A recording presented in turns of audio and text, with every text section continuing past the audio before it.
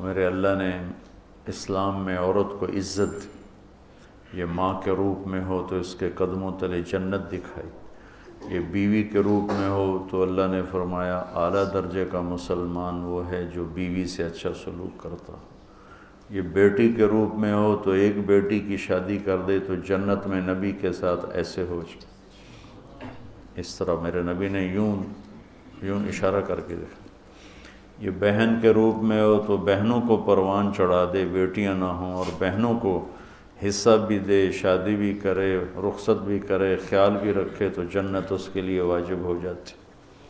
پہلی بیٹی پیدا ہو، پہلا بیٹا پیدا ہو، ہم خوشی مناتے ہیں،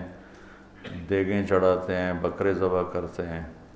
آسمان سے کچھ بھی نہیں ہوتا۔ اگر پہلی بیٹی پیدا ہو اور خامند بھی خوشی منائے اور بیوی بھی، یہ شرط ہے، تو آسمان سے ایک فرشتہ اترتا ہے جس کے سبز زمرد کے پر ہوتے ہیں، وہ اس بچی پر، اس ماں پر ایسے پر بچھا دیتا ہے اور کہتا ہے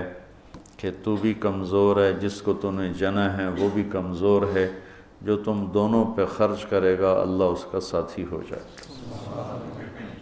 بیٹا پیدا ہو تو کوئی فرشتہ نہیں آتا، بیٹی پیدا ہو تو یوں فرشتے نازل ہوتے ہیں۔ تو اللہ تعالیٰ نے عورت کو عزت دی، مقام دیا، ہر رشتے میں، ہر روپ میں اس کو ایک عالی شان مقام دیا کہ یہ کھلونا نہیں ہے، یہ تمہاری ہوس کو پورا کرنے کا آلہ نہیں ہے، اس کو اللہ نے عزت دی ہے، اس کو عزت کے ساتھ ہر رشتے میں اس کو عزت دو۔ اور علماء فرماتے ہیں کہ اللہ سیدھا دائیں طرف زیادہ افضل ہے بائیں سے، لیکن اللہ تعالیٰ نے اماں حوا کو بائیں طرف سے پیدا کیا، آدم علیہ السلام کی بائیں پسلی سے نکالا، تو بائیں طرف دل ہوتا ہے، سیدھی طرف دل نہیں ہوتا، دل الٹی طرف ہوتا ہے۔ تو اس میں ایک پیغام دیا کہ عورت کسی بھی رشتے میں ہو اس کی جگہ دل کے قریب ہونی چاہیے، یہ اس طرف سے پیدا کرنے میں یہ پیغام ہے کہ عورت کسی بھی روپ میں ہو وہ دل کے قریب ہونی چاہیے۔ تو چونکہ دین سیکھا نہیں تو کچھ عیاشی میں پڑھ کے کھلونا بنا لیتے ہیں، کچھ اپنی معاشرت میں آ کر مارنا، پیٹنا، گالیاں دینا، ماں نے شکایت لگائی تو مارنا شروع کر دیا، کسی بہن نے شکایت لگائی تو مارنا شروع کر دیا، باپ نے شکایت لگائی تو بے عزت کرنا شروع کر دیا۔ یہ میرے ماحول کی چیز ہے،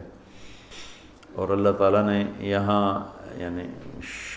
شہوت غلط لفظ نہیں ہے، خواہشات کو کہتے ہیں، خواہشات کی محبت ہر انسان کے دل میں ہے۔ سب سے پہلے عورت کو ذکر کیا ہے کہ کسی بھی گھر کی رونق عورت کے ساتھ،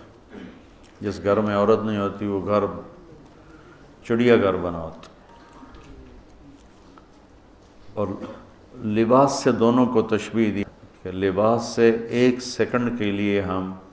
بے نیاز نہیں ہو سکتے، ایسے ہی عورت کے بغیر اور عورت مرد کے بغیر ایک لمحے کے لیے ایک دوسرے سے بے نیاز نہیں ہو سکتے۔